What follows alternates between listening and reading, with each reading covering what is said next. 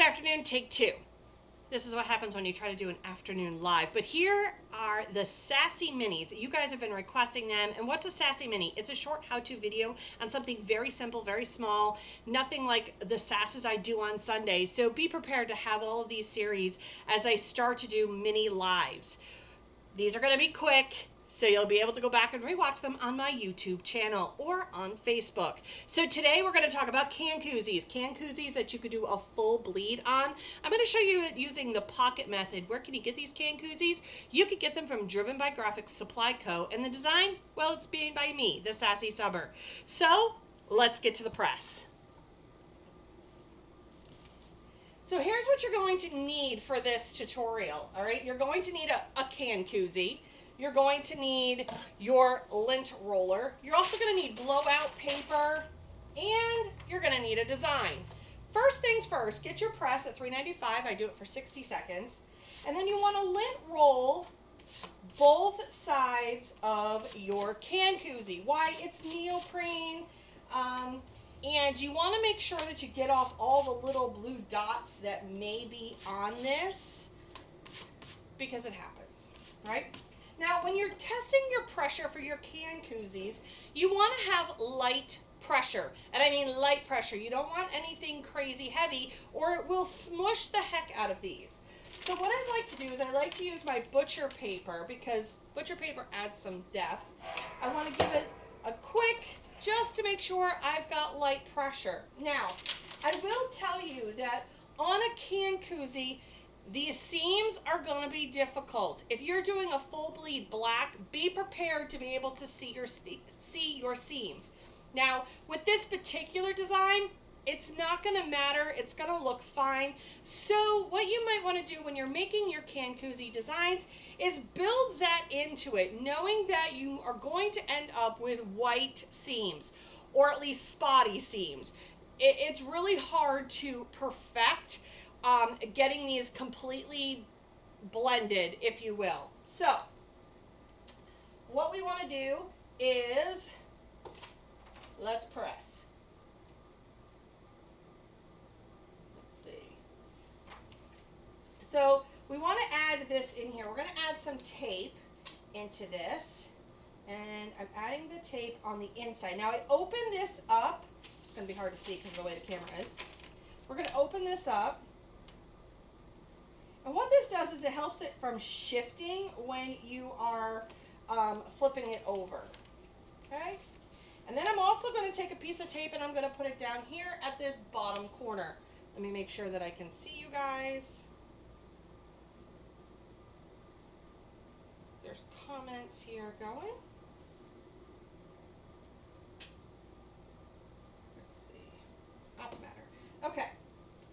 So you want to get right inside here. I add a little piece of tape on the inside of this, and I tape it down. This way you're not adding any tape marks to this. Now I like to fold this over, match up my seams, or my image I should say, and I like to get this nice and crisp down this edge. Okay? Now, could you cut this apart and tape it? Absolutely you can. Again, you're going to figure out what method works best for you. If you want to do single-sided, you can.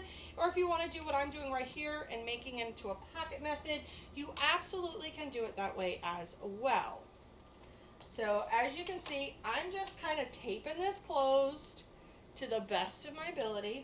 Now, we have our butcher paper. We like to use butcher paper on the top and the bottom, even though I have a Teflon sheet down here. It's really to protect that foam bottom, but the butcher paper is there to help protect your investment, which is your heat press.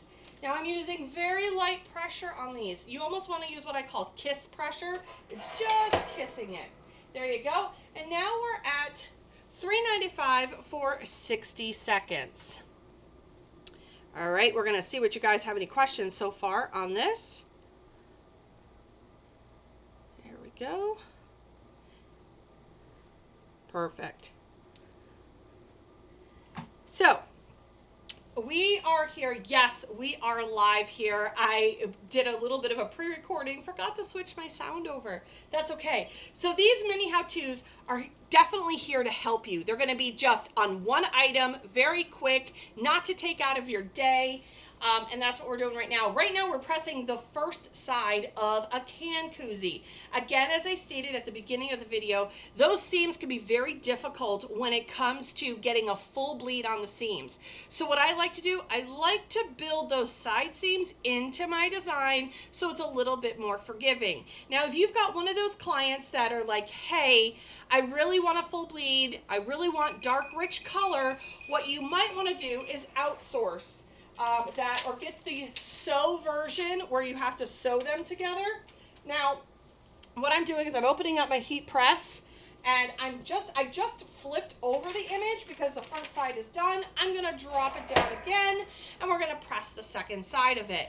Now, with that said, you can do screen printing on your koozies if you want that full, rich, very solid color. But if you've got something that's got a design in it, try to make your design very forgiving. It makes things a lot easier when you make that design forgiving, especially on the side seams of a can koozie.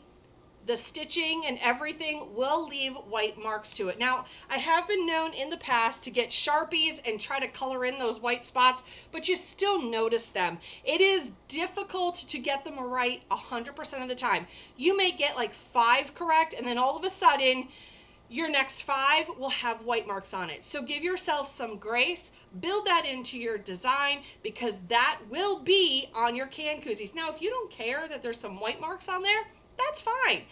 That's not a problem, but I just want you guys to be very well in the know of what is going to happen. All right, now we are done. Let's flip over the camera to the heat press again. These are hot. Open it up.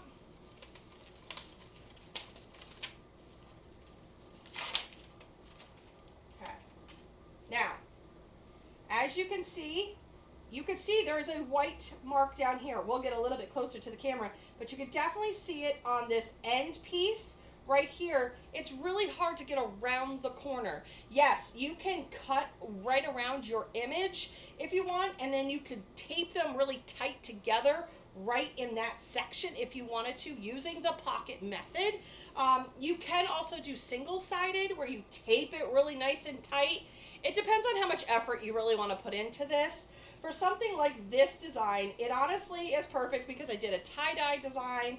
As you can see that white seam, but it's very forgiving in the sense of the design that I used. It's not going to be that noticeable. I know that some people have a hard time with having those white seams right there, but this is the nature of the beast when you press a can koozie. So there you go. That's what it looks like on the end, and there you have it. Just a simple, quick tutorial on how to press can koozies with Sassy Minis.